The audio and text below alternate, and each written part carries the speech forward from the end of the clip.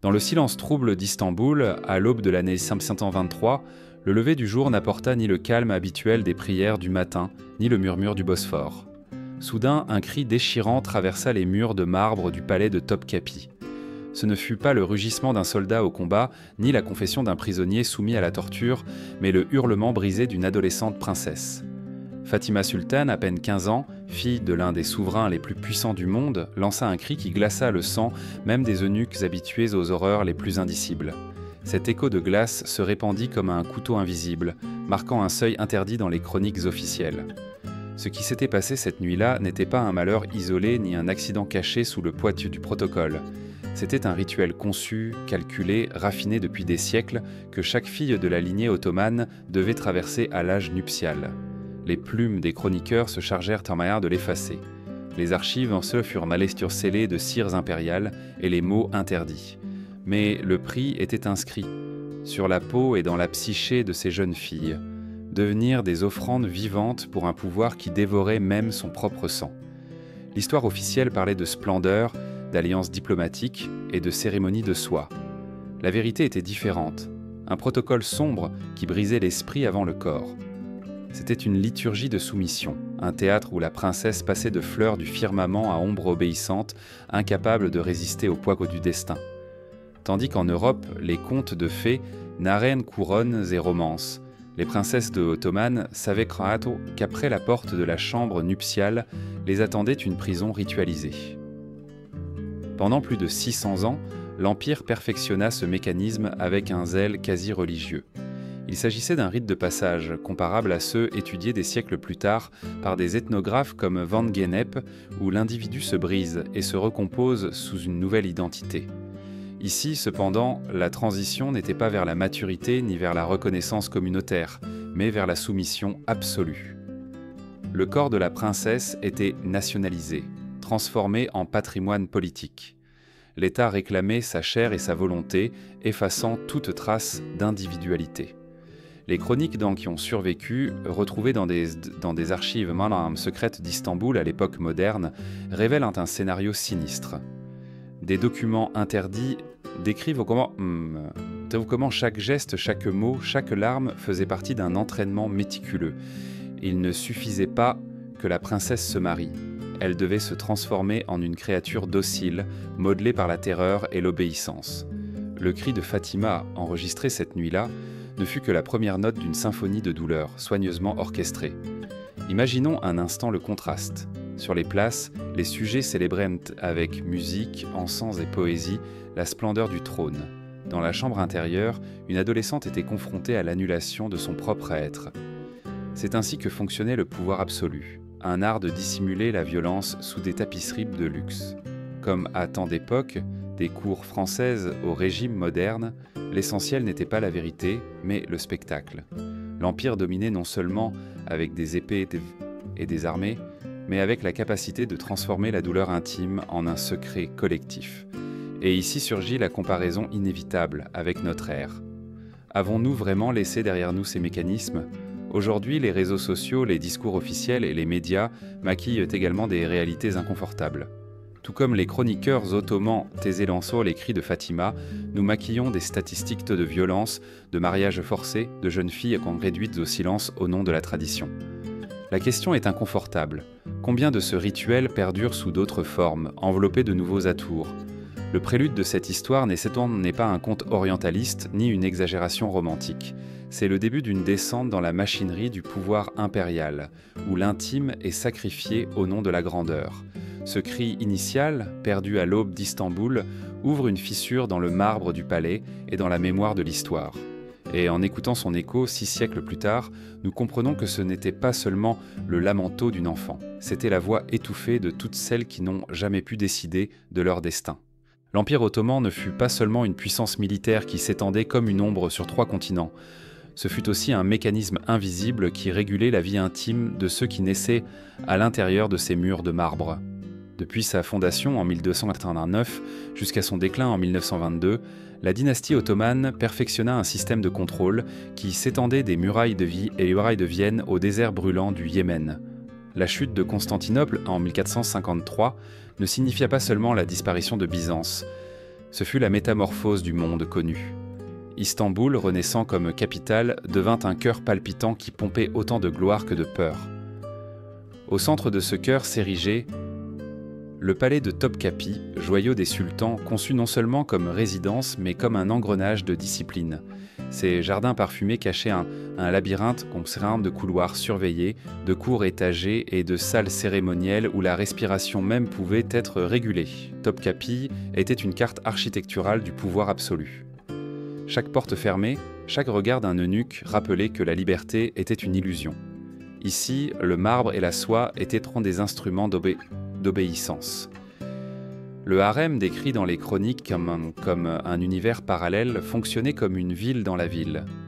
Plus de 800 femmes, parmi lesquelles des concubines, des servantes, des épouses d'Ambar et des filles impériales, coexistaient sous un régime de surveillance constante. Chaque geste était évalué, chaque parole enregistrée. L'espace physique était conçu pour qu'aucun regard n'échappe à la supervision. Le sociologue Michel Foucault, des siècles plus tard, parlerait du panoptique, une structure où le contrôle est absolu parce que tous se savent observer à tout moment. Topkapi fut, bien avant Bentham, un panoptique revêtu de marbre blanc et de tapisserie de soie. La discipline ne se limitait pas aux murs intérieurs.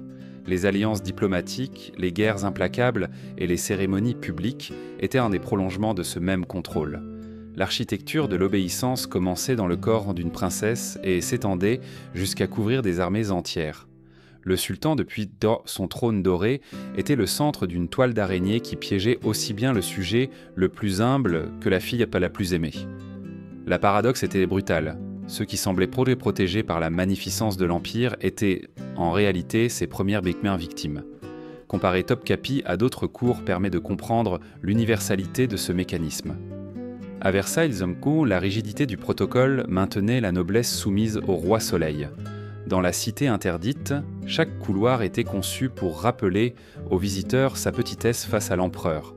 Au Kremlin, les coupoles dorées cachaient dans le théâtre des intrigues où la peur était monnaie courante.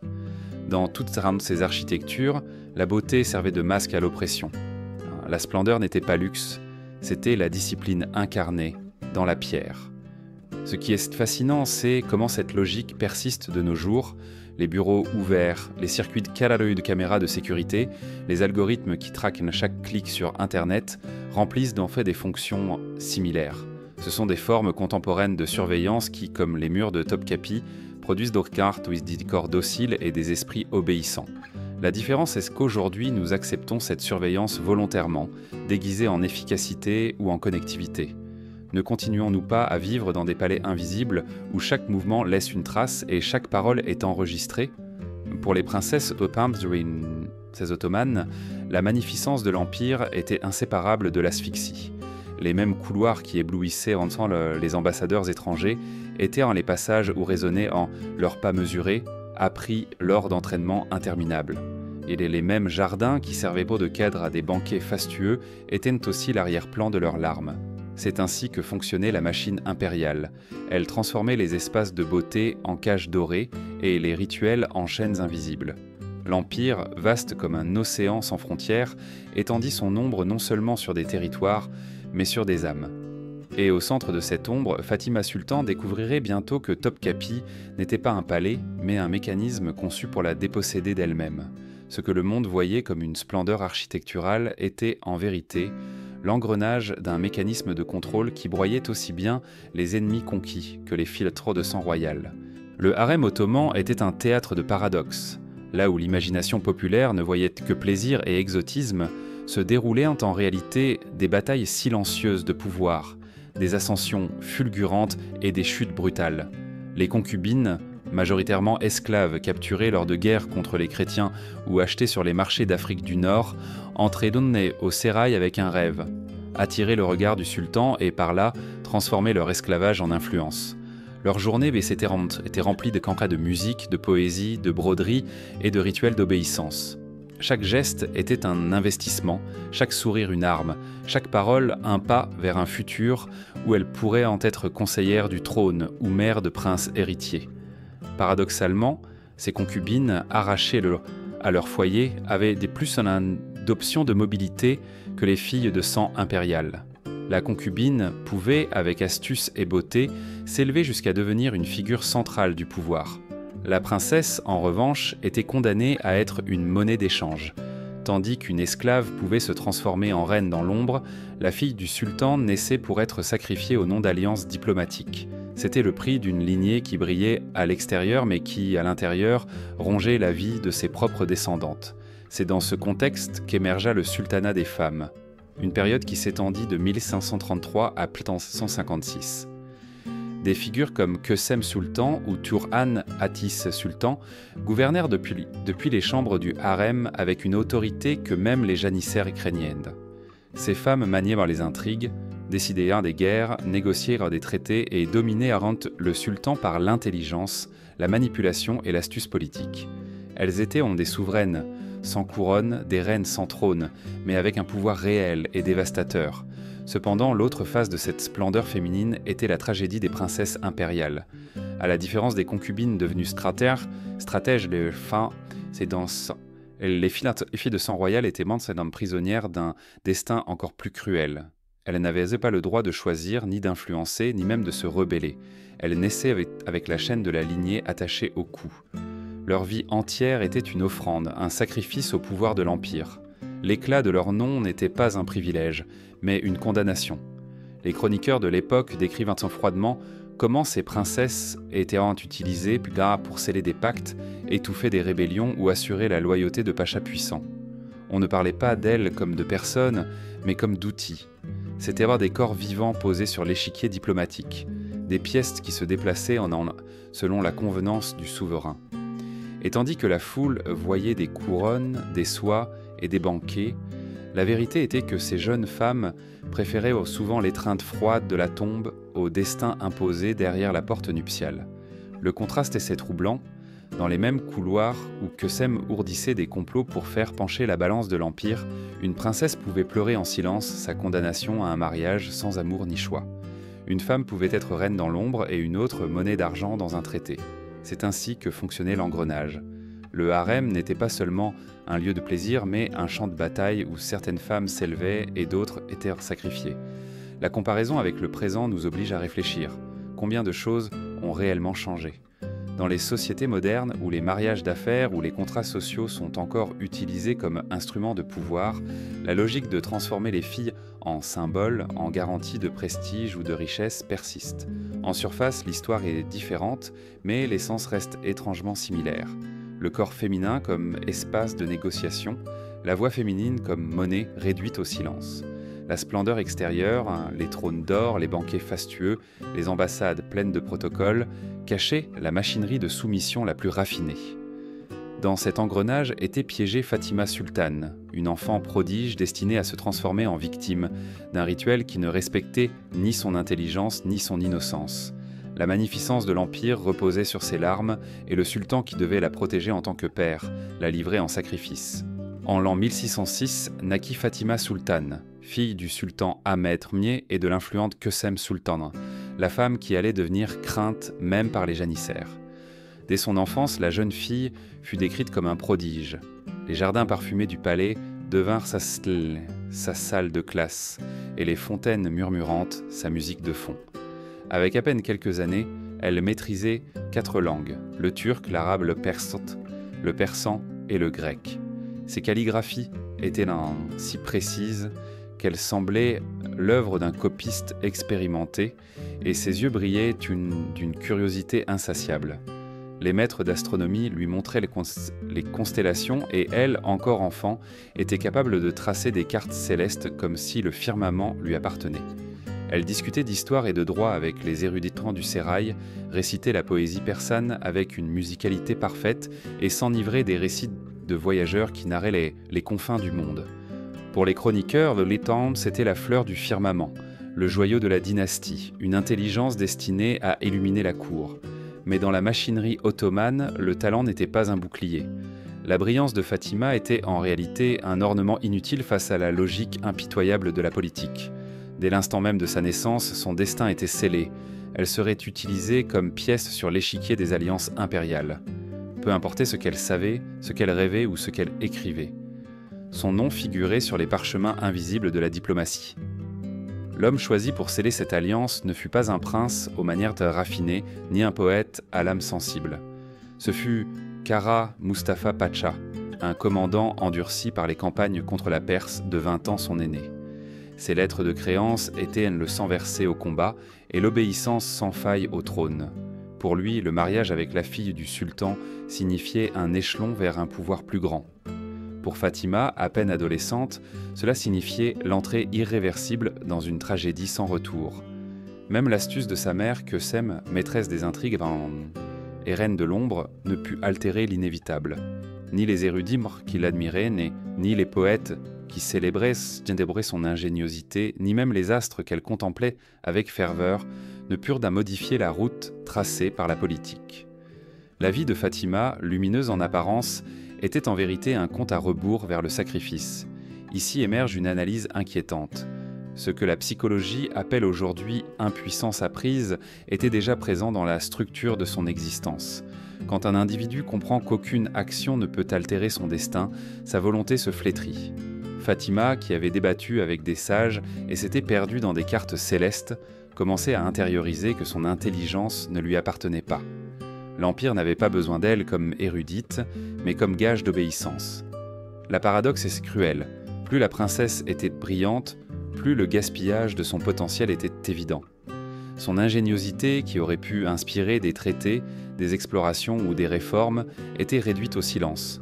N'arrive-t-il pas quelque chose de similaire de nos jours lorsque des talents féminins sont étouffés par des structures sociales qui privilégient encore la convenance sur la liberté ?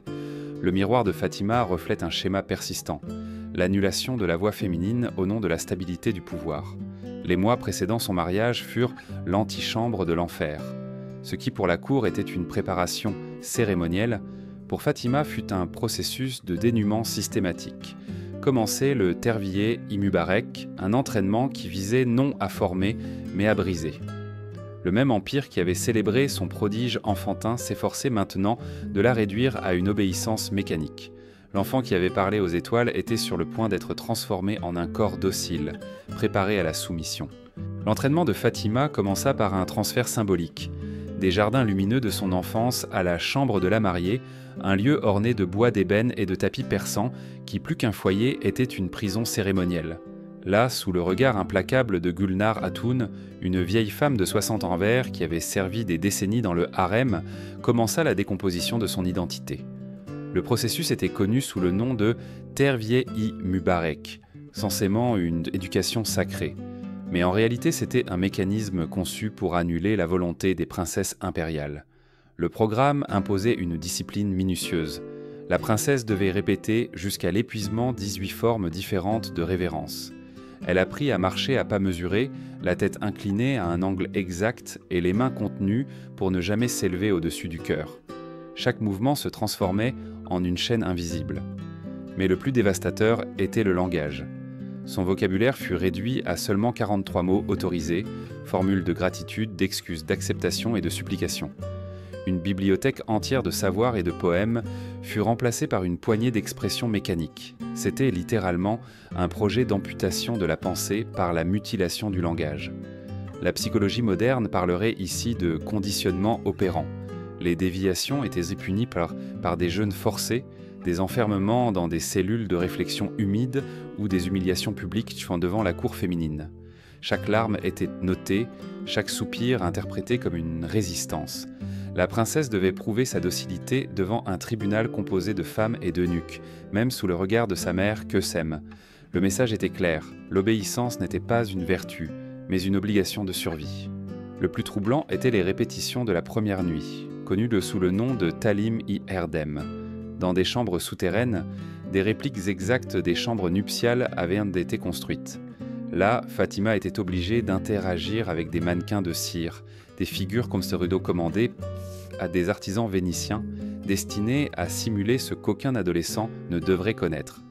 Sous la supervision d'instructrices sévères, elle devait apprendre des gestes, des postures et des actes qui transformaient l'intimité en spectacle de soumission. Chaque résistance signifiait plus de cession, plus de douleur, plus de conditionnement. Les chroniqueurs qui décrivirent plus tard ce processus parlèrent d'une substitution progressive. Des poèmes qui avaient été nourris son esprit furent remplacés par des fragments qui exaltaient la soumission maritale comme vertu suprême. Les prières quotidiennes, qui étaient auparavant des dialogues avec le ciel, se transformèrent en prières calculées pour effacer son individualité. 5 fois par jour, elle devait réciter des formules conçues par les oulémas du palais, mélangeant dévotion religieuse et gestes conjugaux. La foi elle-même était transformée en instrument d'obéissance. L'humiliation atteignait des niveaux inhumains.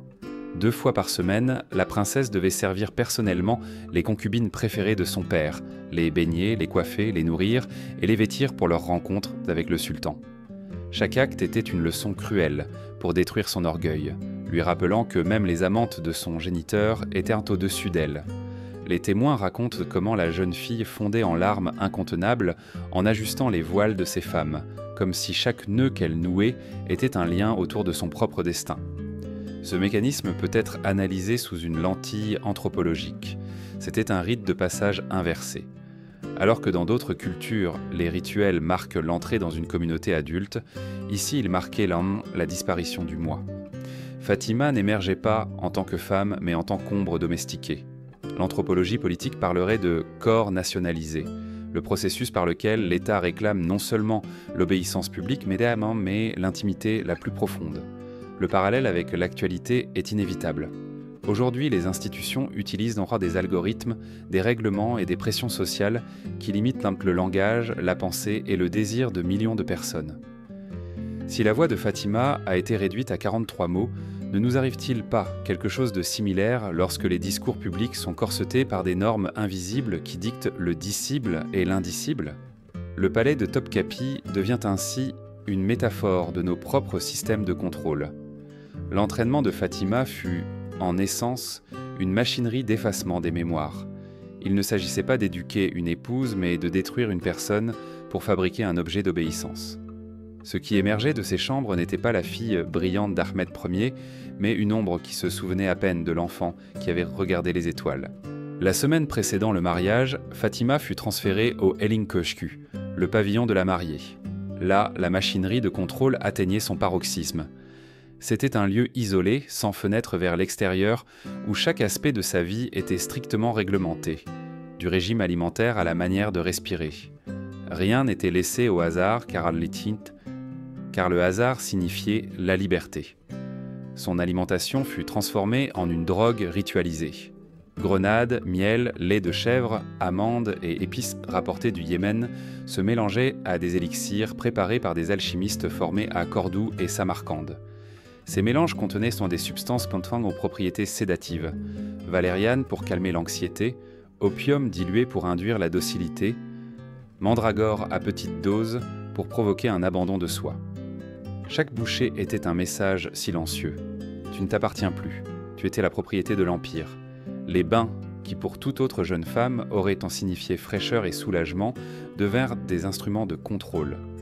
5 fois par jour, des spécialistes de la purification la plongeaient dans des eaux parfumées aux huiles de pavot, d'assafoetida et de rose de Damas. Sa peau était frottée avec des onguents qui promettaient de la pureté, mais en réalité cherchaient à effacer toute résistance.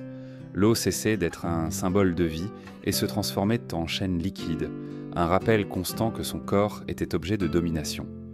Les murs du pavillon étaient recouverts de tapisseries narrant des scènes d'épouses exemplaires, des femmes soumises, fertiles et obéissantes, transformées en modèles à imiter.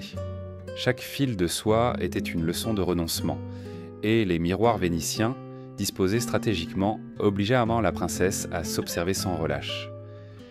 Cette pratique, connue sous le nom de muraqaba dans la tradition soufie, une méditation d'auto-observation, fut ici pervertie en arme psychologique. Fatima ne contemplait pas Dieu dans le reflet, mais un geôlier qui la surveillait en silence. Sous cette pression constante, la jeune femme commença à sentir que son propre reflet était devenu un ennemi. Les miroirs lui renvoyaient non pas le visage de la jeune fille qui discutait d'astronomie avec des sages, mais l'image d'une ombre domestiquée. Chaque regard dans le cristal était un coup de poignard à son identité. Le pavillon de la mariée n'était pas un sanctuaire de préparation, mais un laboratoire de soumission. Du point de vue de l'histoire de la médecine, ce qui s'y passait était une manipulation neurochimique et psychologique sophistiquée. Les infusions et les huiles agissaient comme anxiolytiques et dépresseurs, les tapisseries exerçaient la fonction de propagande visuelle et les miroirs transformaient l'acte intime de se contempler en surveillance intériorisée. La religion elle-même fut déformée. Des prières qui auraient dû être un dialogue avec le divin étaient remplacées par des formules de don conjugal déguisées en commandement sacré. L'anthropologie du pouvoir nous révèle ici un schéma pervers, transformer le sacré en outil de contrôle. L'eau, la prière, le miroir, symbole de vie spirituelle, étaient utilisés pour étouffer l'étincelle de rébellion. La princesse qui avait rêvé des cieux étoilés se voyait maintenant contrainte de ne contempler que sa propre reddition. La résonance avec le présent est inquiétante. Aujourd'hui, la société utilise des miroirs numériques, écrans, réseaux sociaux, pour nous imposer des modèles de beauté, d'obéissance et de consommation. Tout comme Fatima, nous nous observons dans des reflets conçus pour modeler nos désirs et effacer notre volonté. Le contrôle n'est plus imposé par des fouets, mais par des images qui nous rendent dociles. Ce qui émergeait de ce pavillon n'était plus la brillante fille d'Ahmed Promier. C'était un corps docile, un esprit domestiqué, une identité transformée en objet. La jeune fille, qui parlait 4 langues et traçait des cartes célestes, avait été réduite à une ombre prête pour la soumission. Le 15 mars 1623, Istanbul se réveilla dans une atmosphère de fête. Les rues s'étaient remplies de processions, de tambours de guerre, d'encens et de danses persanes et andalouses. Pour le peuple, c'était une célébration de splendeur. Pour Fatima Sultan, en revanche, c'était le prélude de sa condamnation. La foule voyait de l'or et de la musique.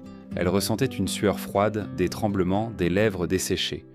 Ce que les médecins appelèrent mélancolie virginale n'était rien d'autre qu'anxiété et terreur. Lorsque les cérémonies solennelles publiques furent terminées, commença le cortège le plus redouté. La princesse fut conduite au pavillon nuptial, une construction octogonale élevée dans les jardins privés selon des plans ancestraux. Cet édifice n'était pas seulement une architecture, mais un dispositif de contrôle conçu avec précision. Chaque niveau représentait un rite, purification, offrande et consommation. Au premier niveau, appelé Tayatou, Fatima fut soumise à d'interminables bains rituels. Des eaux parfumées aux essences de rose, de damas et de santal couvraient sa peau, tandis que des alchimistes appliquaient des onguents élaborés avec de l'opium dilué et des extraits de mandragore. L'objectif était d'induire un état de transe, une extase dans laquelle le corps cédait même si l'âme criait en silence. Ce qui semblait pureté était en réalité une narcotisation. Le deuxième niveau, Teslim Katu, était dédié à l'offrande. La princesse fut vêtue d'une robe nuptiale de soie blanche, brodée d'or et de perles. À première vue, cela semblait un vêtement royal, mais en réalité c'était une prison brodée. Des fermetures cachées et des cordons internes limitèrent ses mouvements. La couronne était si lourde qu'elle l'obligeait à maintenir la tête inclinée et les chaussures empêchaient toute tentative de fuite. La magnificence était une chaîne.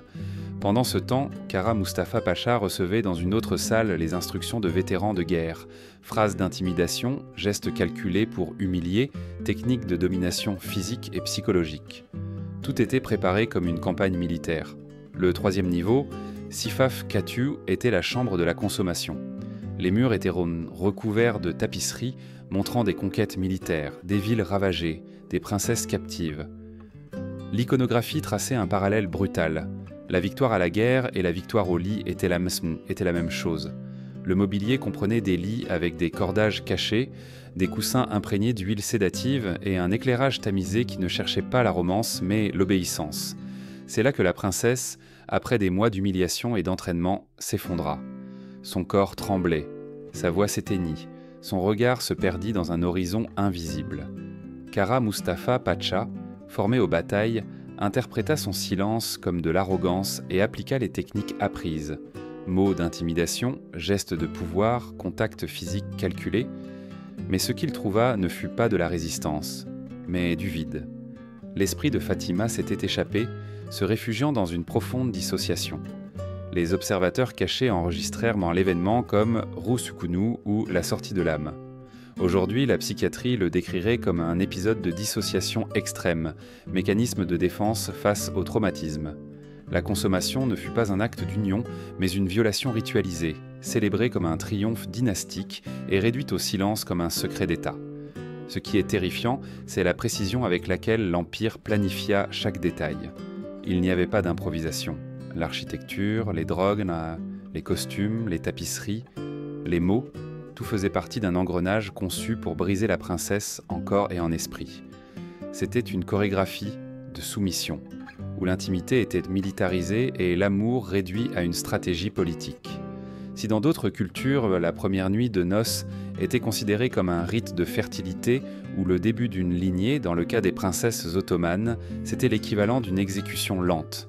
Une victoire impériale était célébrée dans le silence d'une adolescente réduite à une ombre.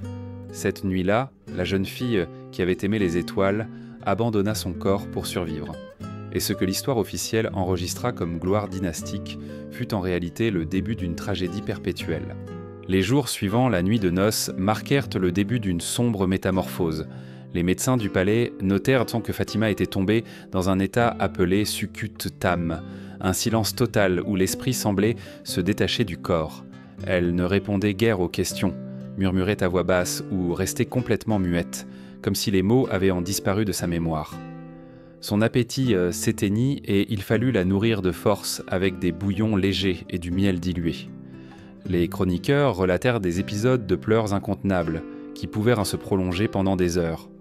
La seule présence d'un homme, même d'eunuque de confiance, suffisait à ce que la princesse subisse des crises violentes. Respiration agitée, sueur froide, évanouissement soudain. Ce qui était alors diagnostiqué comme mélancolie virginale serait aujourd'hui compris comme un trouble de stress post-traumatique grave. La cour, incapable d'admettre la brutalité du rituel, masquait son traumatisme sous des euphémismes médicaux. Son mariage avec Kara Mustafa Pacha continua, mais ce fut en réalité une cohabitation mécanique. Il y eut des enfants, des cérémonies publiques et des apparences de normalité. Dans l'intimité, cependant, régnait le silence. Il accomplissait ses devoirs militaires et politiques, mais cherchait ce refuge dans les campagnes et dans l'opium, incapable d'affronter l'ombre qu'il avait lui-même contribué à créer. Elle, de son côté, devint un spectre décoratif, toujours présente aux cérémonies, mais absente en son essence. Chaque anniversaire de mariage ravivait ses crises. Les médecins enregistraient des épisodes fébriles sans cause apparente, des tremblements, des palpitations et des évanouissements. C'était comme si le corps portait gravé dans sa mémoire la date fatidique. La jeune fille brillante qui récitait de la poésie et discutait d'astronomie avait disparu. À sa place restait une figure silencieuse, une statue vivante au milieu de la magnificence impériale. Pendant 29 ans, Fatima survécut dans cette pénombre. Ses nuits entières marquées par des cauchemars récurrents qui la réveillaient avec des cris étouffés. Ces jours s'écoulaient entre rituels routiniers, banquets opulents et un vide intérieur insupportable.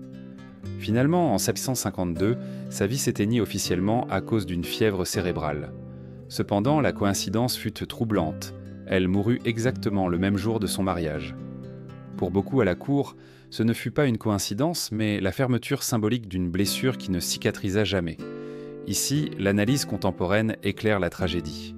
Ce que l'histoire a appelé « mort par fièvre » fut, selon toute probabilité, le résultat d'un corps épuisé par des décennies de traumatisme, d'anxiété et de dissociation. La psychologie moderne comprend que la souffrance prolongée peut finir par affaiblir le système immunitaire et précipiter la fin. Sa mort, alors, ne fut pas un accident biologique, mais l'aboutissement d'un sacrifice imposé dès son adolescence. L'histoire de Fatima met à nu la logique cruelle du pouvoir absolu. L'Empire célébrait comme triomphe ce qui était en réalité une destruction intime. Sous la rhétorique de grandeur, la politique transforma une jeune promesse en un corps brisé. Sa voix éteinte, son regard perdu et sa mort symboliquement scellée à l'anniversaire de son mariage sont des rappels de la manière dont l'État peut dévorer ceux qu'il était censé protéger. L'écho de cette tragédie résonne encore. Combien de vies, même aujourd'hui, sont façonnées par des institutions qui privilégient l'apparence d'ordre sur la liberté des personnes? Combien de Fatimas continuent-ils d'exister dans un monde qui préfère taire leurs cris et les couvrir du bruit des cérémonies et des discours? La pénombre qui enveloppa la princesse ottomane nous oblige à regarder en face une vérité inconfortable. Le pouvoir qui brille à l'extérieur peut être, en réalité, une machine à broyer les âmes. Le destin de Fatima ne fut pas une exception isolée. Les archives secrètes du palais, retrouvées des siècles plus tard, révèlent que des dizaines de princesses ottomanes subiront des tourments semblables. Certaines restèrent plongées en tantij dans le mutisme à vie, d'autres tentèrent au Shincombe de s'échapper par le suicide ou la folie. Beaucoup furent effacées contre des registres officiels comme si elles n'avaient jamais existé. L'Empire, si méticuleux dans ses protocoles, était également précis dans sa capacité à éliminer les traces gênantes. Les documents traduits parlent de princesses qui simulèrent leur propre mort pour éviter un second mariage imposé. D'autres inventèrent des codes secrets, messages brodés sur des tissus, symboles cachés dans des prières apparemment innocentes, phrases en apparence triviales qui cachaient un cri de résistance partagé entre sœurs condamnées au silence. Il y eut même celles qui, avec une bravoure inouïe, osèrent demander le divorce directement au sultan, défiant un système qui semblait inébranlable. Ces éclairs de courage montrent que même dans l'obscurité la plus dense, il y eut une résistance féminine. Sous la surface d'obéissance battait une volonté de vivre que la machinerie impériale ne parvint pas à étouffer complètement. L'anthropologie politique l'expliquerait comme des stratégies de survie subalterne, de petites fissures qui permettaient aux victimes de conserver une étincelle d'autonomie. Le mythe de la vie princière, qu'on nomme soie, bijoux, banquets, cachait en réalité un sacrifice constant. Tandis que le monde extérieur imaginait les filles Kutchuli du sultan entourées de privilèges, la vérité était qu'elles étaient des pièces humaines sur un échiquier politique. Le pouvoir absolu qui semblait les protéger et les transformait en ses premières victimes. La grandeur de l'Empire fut construite sur l'intimité brisée des femmes destinées à le soutenir. La question inévitable est: combien de secrets semblables sont encore enterrés dans les archives de palais anciens, attendant d'être découverts? Europe, Russie, Chine, toutes leurs cours ont conservé des rituels sombres qui n'ont jamais figuré dans les livres d'histoire. Quel fut le prix réel payé par les femmes destinées à soutenir des dynasties que nous admirons aujourd'hui comme des légendes?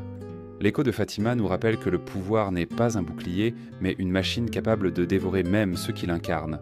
Son histoire met à nu la vérité inconfortable selon laquelle les contes de princesses, narrés comme des fables de gloire, furent en réalité des théâtres de silence forcés et de larmes étouffées. Aujourd'hui, en ressuscitant ces voix, il ne s'agit pas de nourrir la morbidité, mais de rendre justice à une mémoire réduite au silence. Ce n'est qu'en nommant la violence que nous pouvons la désarmer. Ce n'est qu'en redonnant la voix à celles qui furent réduites au silence que nous pouvons arracher le masque à l'histoire. Si la tragédie de Fatima a ému vos cœurs, une tâche reste à accomplir. Nous demander quelles autres femmes, tsarines russes, impératrices chinoises, reines européennes, furent sacrifiées au nom d'alliances et de pouvoirs que nous admirons encore aujourd'hui sans questionner. Car chaque fois que nous ressuscitons une de ces histoires, l'écho de son cri cesse d'être un secret et devient une mémoire vivante.